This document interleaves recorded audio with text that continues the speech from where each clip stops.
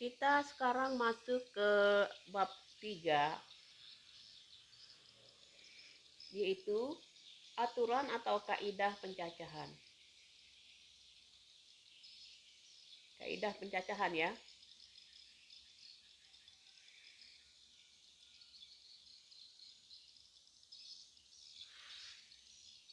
Nah, yang dipelajari dalam materi ini ada 3 bagian. Yang pertama, aturan perkalian.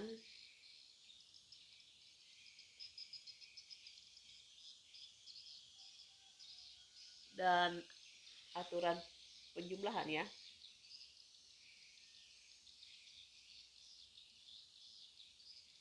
Yang kedua adalah permutasi.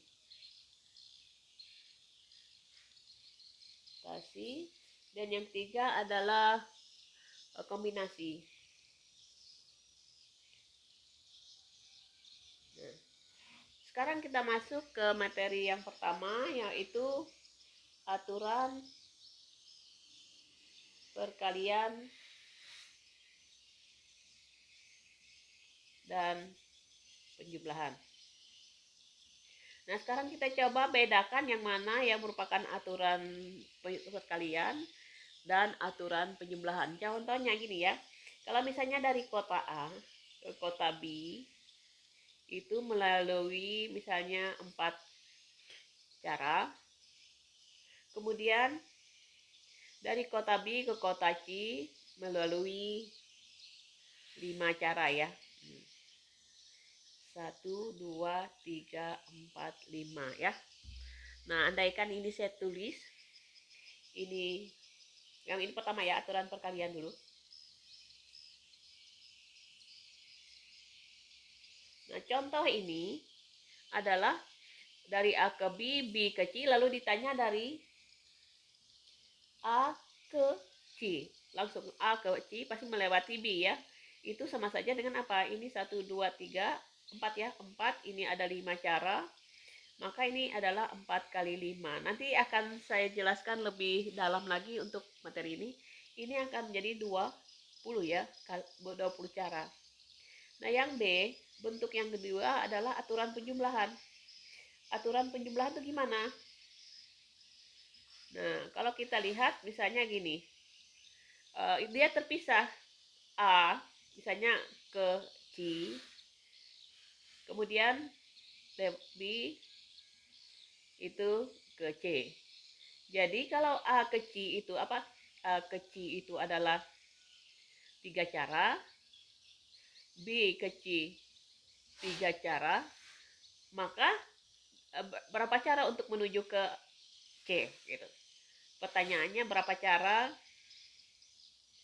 menuju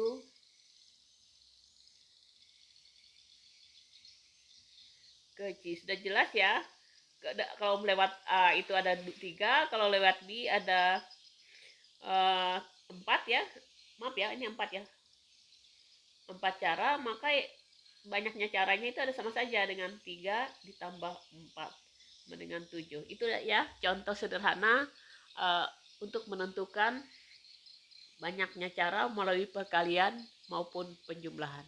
Pertama adalah banyaknya kejadian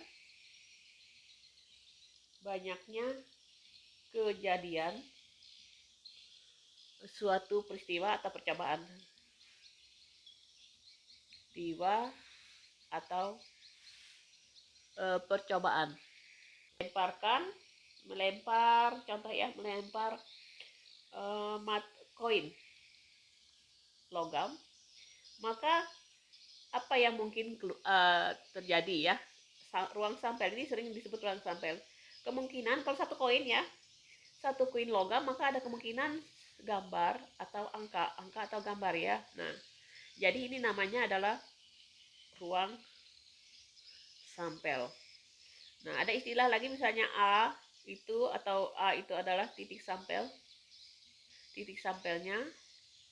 G itu titik sampelnya. Nah, kalau kita melempar apa? Ini percobaannya ya, melempar satu buah dadu. maka ruang sampelnya apa?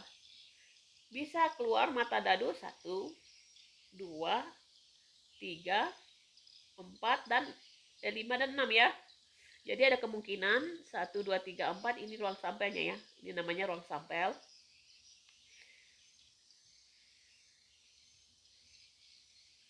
Nah, titik-titik sampelnya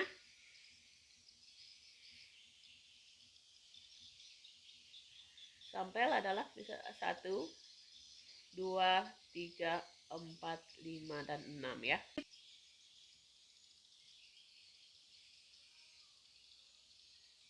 Perkalian. Ya, yang A. Nah, misalkan saya ambil contoh ya. Misalnya kita melempar satu koin uang logam ya, dan satu buah dadu secara bersama-sama.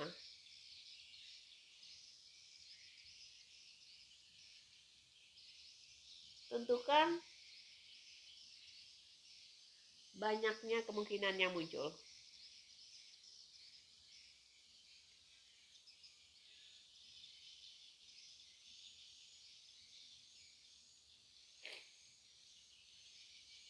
Nah, kita ambil contoh. Kalau logam tadi berapa sampelnya? Titik sampelnya ada 2 ya. A, nah ini logam ya, S logam ya. Itu A dan G. Angka dan gambar. Jadi N dari misalnya ini kita sebut A, istilahnya dengan kejadian B ya. A kita kasih lambang A aja ya. Biar gampang. Maka NA-nya ada berapa? Ada 2. Sekarang B-nya itu adalah kejadian satu buah dadu. Kemungkinannya apa? 1, 2, 3, 4, 5, 6. Oke ya. Berapa jumlah titik sampelnya? Ada 6. Nah, sekarang kita buktikan. Apakah ini termasuk aturan perkalian?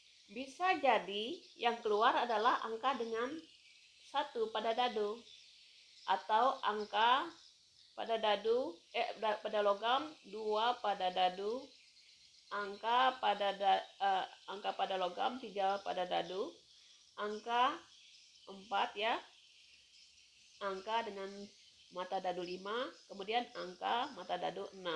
Itu bisa kemungkinan itu ya. Angka bisa berpasangan dengan 1, angka berpasangan dengan 2, dan seterusnya. Atau bisa jadi gambar dengan 1, gambar 2, gambar 3, gambarnya 4, gambarnya 5, dan gambar 6. Nah, coba kita perhatikan ya. Kita perhatikan, ini ada berapa? 1, 2, 3, 4, 5, 6, 7, 8, 9, 10, 11, 12. Ternyata ada 12 titik sampel. Kita lihat tadi, berapa NA? NA itu adalah 2, NB itu adalah 6. Berarti hasilnya adalah kalau bersama-sama berarti apa? N A kali B itu sama saja dengan apa? 2 kali 6 sama dengan 12. Iya kan? Nah, itu ya. Nah, lebih jelasnya lagi, saya ambil contoh rute ya. Misalnya dari kota A ke B itu ada 2 cara, 2 jalan ya, atau jalan ya yang dapat dilewati. Kemudian dari B ke C ada misalnya 4 jalan. Tentukan berapa cara dari A ke C. Ke C ya.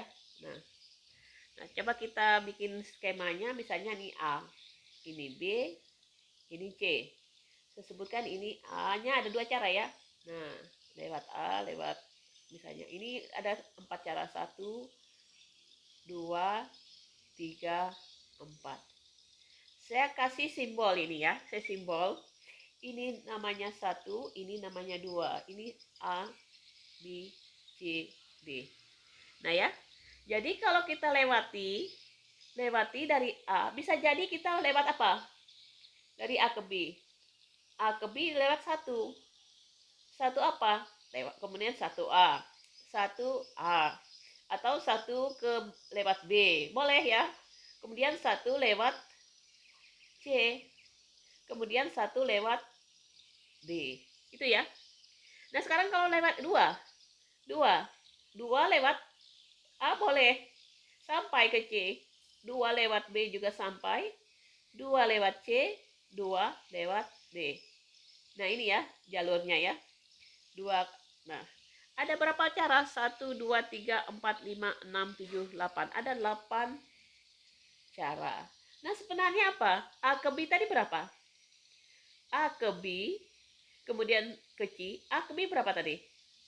Ada 2 cara. B ke C ada 4 cara. Sama saja dengan 2 kali 4 sama dengan 8 ya. Oke.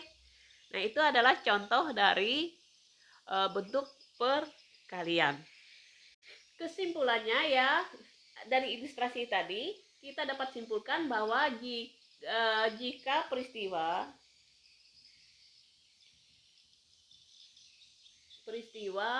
pertama misalnya dilakukan dengan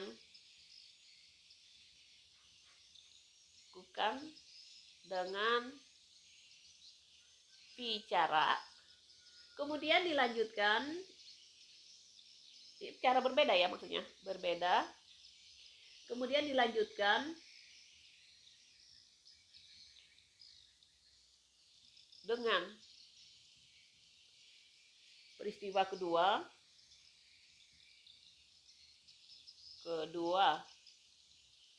eh, dengan eh, dengan cara, maka kedua peristiwa itu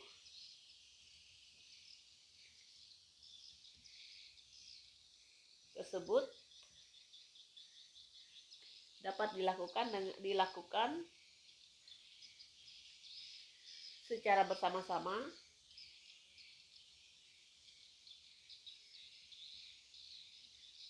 dengan pi kali ki cara. Oke ya. Nah, ini aturan perkalian itu seperti itu ya. Nah, sekarang kalau misalnya banyak cara boleh jadi ya. Misalnya bisa dinyatakan dengan R1, R2, R3 dan seterusnya sampai Rn. Jadi kita bisa nyatakan tadi caranya adalah R1 kali R2 kali R3 kali R titik-titik ya kali Rn titik-titik kali Rn. Oke ya. Nah, seperti itu ya. Nah, sekarang kita masuk ke yang kedua adalah yang ke B ya. Aturan penjumlahan.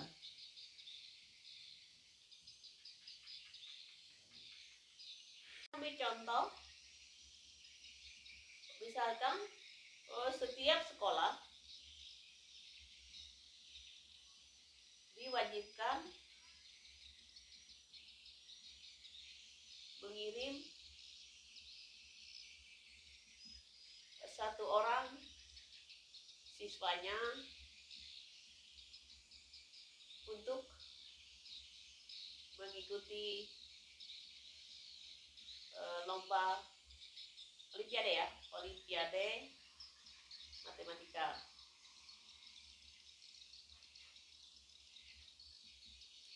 Jika terdapat misalnya 4 orang siswa wanita perempuan ya, dan 3 orang siswa laki-laki yang memenuhi syarat,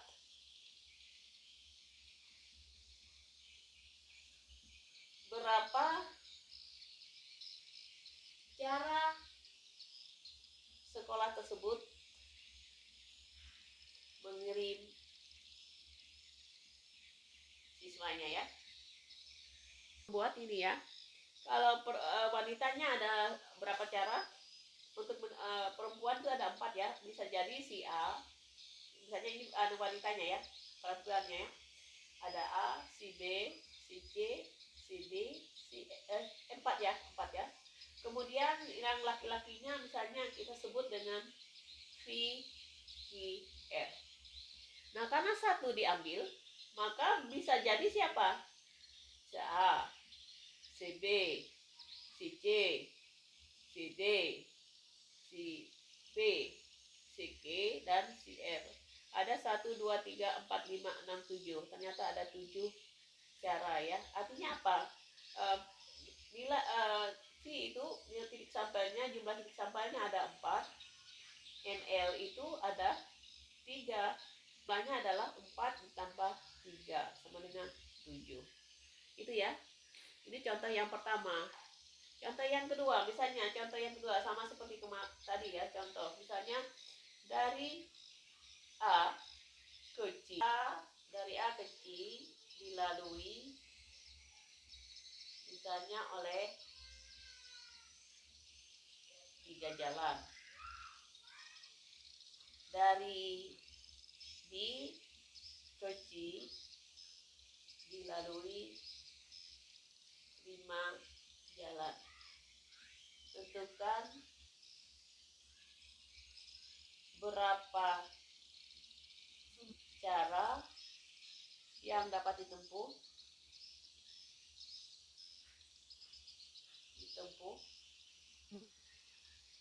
menuju C. Nah, kalau kita gambarkan misalnya ini A, ini B.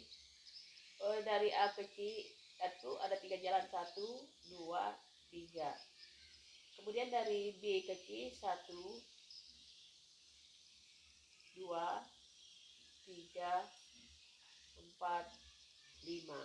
Jadi ini 3 jalan ya, ini 5 jalan. Sudah jelas ya, kalau menuju C itu ada berapa? 3 ditambah 5 sama dengan 8 jalan atau 8 cara ya. Nah, dapat disimpulkan ya, apabila ada peristiwa misalkan peristiwa dari M tahap yang saling lepas ya, seperti kasus tadi saling lepas, di mana peristiwa pertama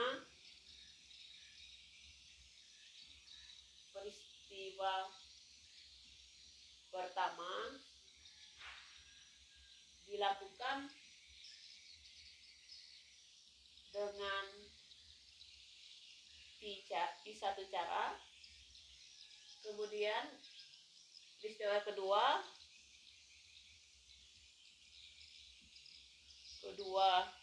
dengan 2 cara, dan seterusnya ya, cara berbeda maksudnya ya, berbeda, dan seterusnya sampai peristiwa ke N ya, sampai peristiwa ke N yang dapat dilakukan dengan Rn cara berbeda. Lalu maka total peristiwa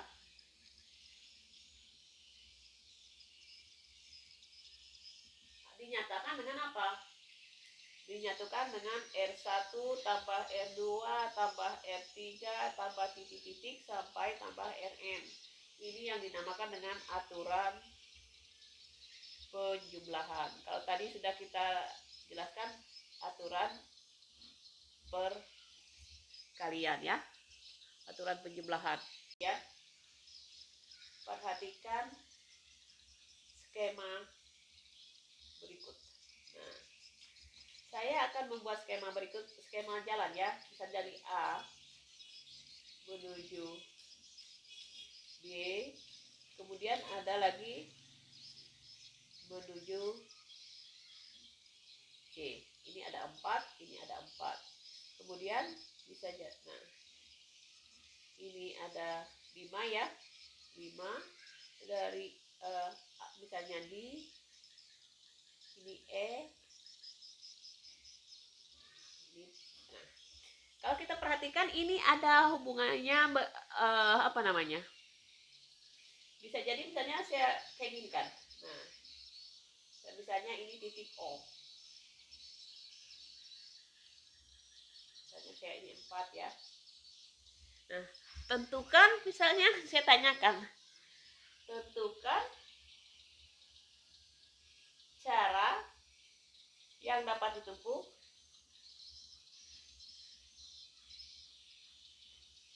dari O ke C. Nah, coba perhatikannya, ini ada unsur penjumlahan, ada unsur perkalian. Yang jalur dari yang mungkin adalah karena ini terpisah dari O, A, B, C. Nah, ini ada berapa cara? Ini ada 3, ini ada 4, dan ini ada 4. Kalau demikian, coba perhatikan. Kalau demikian apa? Berapa cara dari O ke C melalui A, B?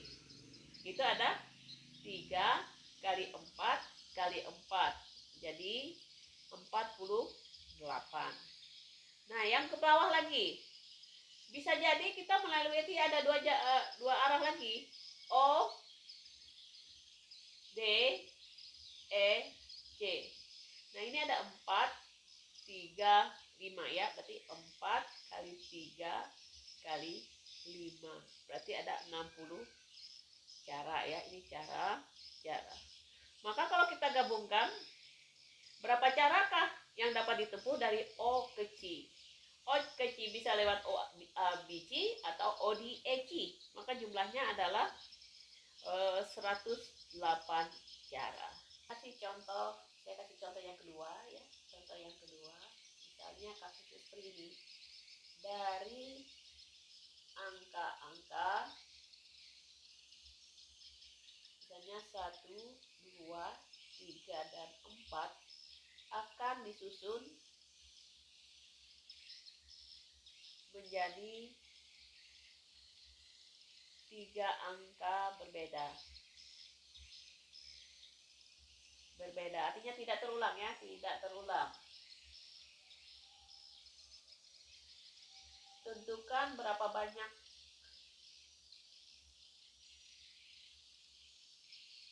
bilangan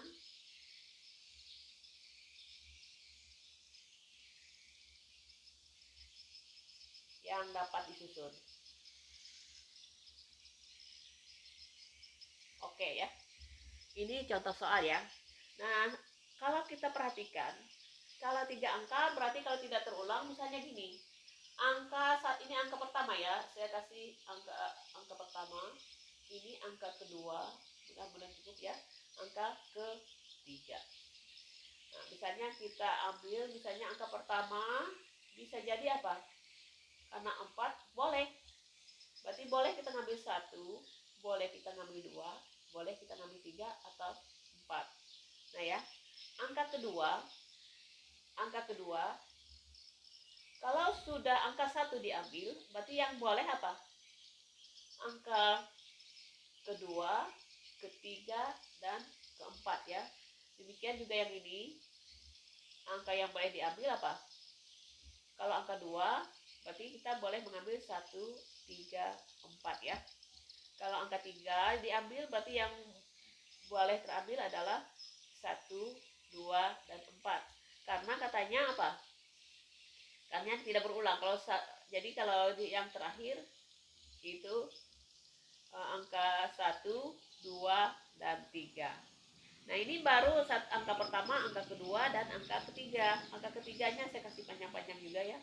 Ini kalau angka 1, 2, berarti sisanya adalah 3, 4. Kalau yang ini, angka 1, 3, berarti 2, 4.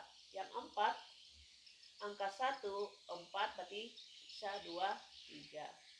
Yang ini, angka 2, 1, berarti sisa apa? sisa 34. Yang ini angka 23 berarti sisa apa? Sisa 1 dan 4. Kalau 2, 4 berarti sisa 1, 3.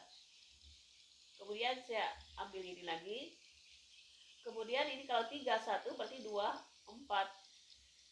Kalau 3, 2 berarti 1, 4. Kalau 3, 4 berarti 1, 2. Oke ya. Kalau demikian yang ini, kalau 4, 1 berarti sisa 2, 3. Kalau 4, 2 berarti sisanya 1 dan 3. Kalau 4, 3 berarti 1, 2. Kalau kita uraikan ini bilangannya apa? 1, 2, 3. Yang ini 1, 3, 1, 2, 4. Bawahnya 1, 3, 2. Kemudian 1, 3, 4. Selanjutnya kalau kita hitung dan seterusnya ya, saya nggak usah lagi menyebutkan. Yang terakhir ini apa? 4, 3, 2. Kalau kita hitung berapa? 1, 2, 3, 4, 5, 6, 7, 8, 9, 10, 11, 12, 13, 14, 15, 16, 17, 18, 19, 20, 21, 22, 23, 24. Ada 24 susunan ya, bilangan ya. Nah, gimana caranya kalau kita menggunakan dengan aturan perkalian? Contohnya ya, misalnya untuk bilangan pertama, ini kita sebut bilangan kedua, bilangan ketiga. Jadi ada 3 bilangan yang dimintanya ya. Nah, saya kasih ya. Saya bikin kotak ya, 1, ini 2, 3, dan 4. Ini bilangan pertama, bilangan kedua, bilangan ketiga. Karena dimintanya ada 3 angka yang berbeda. Nah, andaikan saya mengambil bilangan yang pertama, itu kan masih ada 4 kemungkinan. Kita ambil misalnya 1, 2, 3, 4. Ada 4 kemungkinan ya, saya tulis 4 kemungkinan. 4 kemungkinan. Nah, 4 kemungkinan itu siapa? Andaikan saya mengambil angka 2 ya, saya kurung angka 2-nya. Maka untuk bilangan ketiga itu ada sisa berapa? Sisa 3 cara. 1, 3, dan 4. Berarti saya tulis 3-nya ya. Saya tulis 3-nya. Nah, siapa yang andaikan? Saya mengambil yang 3 itu siapa? K1. Berarti untuk angka ketiga siapa yang boleh? Angka ketiga yang boleh adalah 3 dan 4 ya. 3 dan 4. 3 dan 4 yang boleh ya. Jadi ada berapa? 3 dan 4 ya 2 ya. Jadi kalau kita pakai aturan perkalian berarti 4 kali 3 kali 2. 4 kali 3 12, 12 kali 2 adalah 24. Sama ya. Nah, yang atas ini saya sengaja membuatnya dalam ilustrasi diagram pohon. Kita akan mencoba membahas beberapa contoh soal yang berkaitan dengan aturan pencacahan atau kaidah pencacahan ya, aturan perkalian maupun aturan penjumlahan. Nah, coba perhatikan yang nomor 13. Banyaknya bilangan bernilai ribuan yang lebih dari 3000 yang terdiri dari angka yang berbeda dan dibentuk dari angka 0, 1, 2, 3, 4, 5, 6. Nah, kalau 3000 lebih dari 3000 berarti apa? Angka yang berbeda yang pertama adalah kita tulis di sini ya. Kita jawab sini ya. 3000 berarti ada ribuan, berarti ribuan dulu ya. Kemudian ratusan, puluhan, satuan. Nah, sekarang yang ribuan, kalau lebih dari 3000 yang mungkin angkanya siapa? 3, 5, 6, dan 9 ya. Ribuannya harus 3, 5, 6, 9. Kalau angka 1, 2 itu berarti otomatis kurang dari 3000. Berarti yang mungkin adalah 3, 5, 6, 9. Ada berapa angka? Ada 4 angka. Nah, kalau ratusan, boleh 0 boleh, 1 boleh, 2 boleh, 3 boleh, 5 boleh, 6 boleh, 9 boleh. Cuman berapa angka ini? 1, 2, 3, 4, 5, 6, 7. Cuma apa? Cuma tadi sudah diambil satu angka untuk ribuannya, berarti 7 itu dikurang 1, berarti sisanya 6 ya, 6. Nah, 6 ya. Nah, dari 7 angka ini diambil 1 sudah untuk ribuan, sisa 6. Kemudian puluhan. Puluhan itu berarti angka yang tersisa adalah 6. 6 sudah diambil 1 untuk ratusan, berarti sisa 5 ya. Dan yang terakhir adalah untuk satuannya. Satuannya tadi sisa angka adalah 5, sudah diambil untuk puluhan, berarti 5 dikurang 1, sisanya adalah 4. Jadi secara ini berarti 4 dikali 6 dikali 5 dikali 4 ya. 30 dikali 2, maaf ya, 24 kali 20 jadinya 480 cara ya. Oke, jawabannya adalah E. Nomor 14. 14 ini kita baca soalnya ya. Dalam satu kelas terdapat 20 siswa yang akan dibentuk pengurus kelas yang terdiri atas 1 orang ketua, 1 orang sekretaris, dan 1 orang bendahara. Jika setiap siswa mendapat hak untuk dipilih, banyaknya cara pembentukan pengurus kelas tersebut. Nah, kita coba ya. Kita coba di sini. Pengurusnya yang pertama adalah ketua. Kemudian yang kedua adalah sekretaris ya, sekretaris. Dan yang ketiga adalah bendahara. Karena mereka semua berhak untuk dipilih, maka yang keandaikan kita memilih ketua lebih dulu, maka ada beberapa kemungkinan untuk terpilihnya ketua. 20 ya. Nah, oke ya. Kemudian untuk sekretaris. Sekretaris, kemungkinan yang kedua adalah sekretaris. Karena sudah 1 diambil untuk jadi ketua, maka sekretaris sisa berapa? Sisa 19 ya. Sisa 19 ya. Tunggu dulu ya. Kita cari sisanya dulu. Kemudian karena sudah 20 siswa itu, 1 sudah jadi ketua, 1 sudah jadi sekretaris, berarti bendaharanya sisa 18. Artinya apa? Cara pembentukannya adalah 20 kali 19 kali 18. Kalau kita hitung 20 kali 19 kali 18 itu adalah 6.840 cara ya. Ada enggak jawabannya? 6.840 cara. Berarti jawabannya adalah D ya. Oke. Kita lanjutkan contoh soal esai ya. Ini nomor 16, kebetulan nomor 16 dan 17 yang saya ambil. Ini ada contoh berapa gambar. Yang pertama, kedua, ketiga, dan keempat ada 4 gambar. Berapa banyak urutan 5 gambar yang berbeda dapat digantung dalam sebuah garis sehingga satu gambar secara khusus diletakkan pada yang pertama tengah-tengah atau pusatnya, yang kedua adalah salah satu ujung atau tepi. Nah, sekarang kita misalkan ya, saya ingin menyusun yang pertama ya, yang 16A ya, 16A. Saya ingin menyusun gambar ini, kita kasih simbol 1, 2, 3, 4, dan 5. Nah, saya ingin menyusun gambar yang pertama sebagai pusatnya. Pertama sebagai pusat. Berarti dua ke kiri, dua ke kanannya adalah dua kiri kanannya, dua kiri dan dua kanannya adalah gambar siapa? Adalah gambar 2, 3, 4, dan 5. Oke ya. Berarti kalau kita perhitungkan, misalnya gambar 2, 3, 4, 5 ada berapa kemungkinan?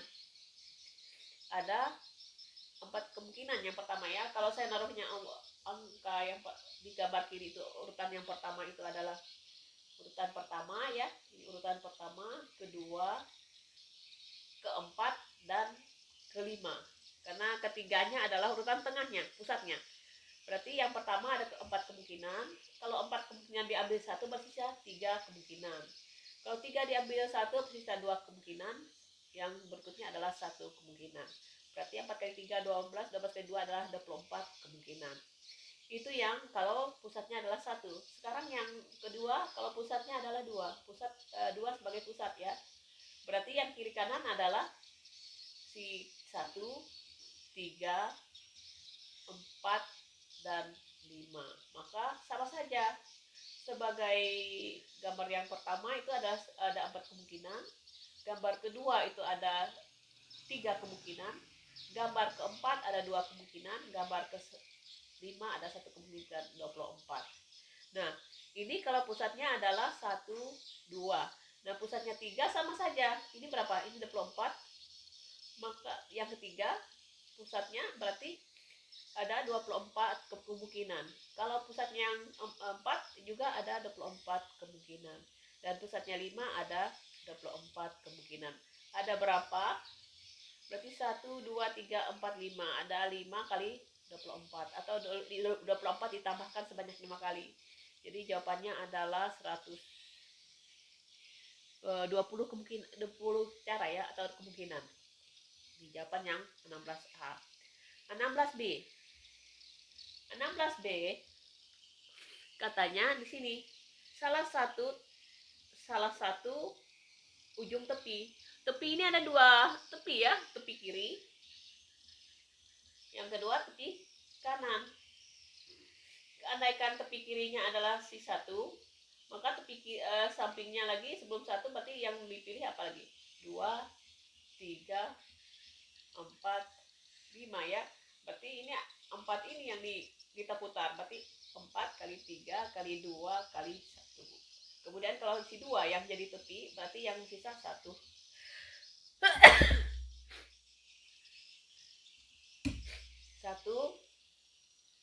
3, 4, 5. Berarti 4, 3, 2, 1.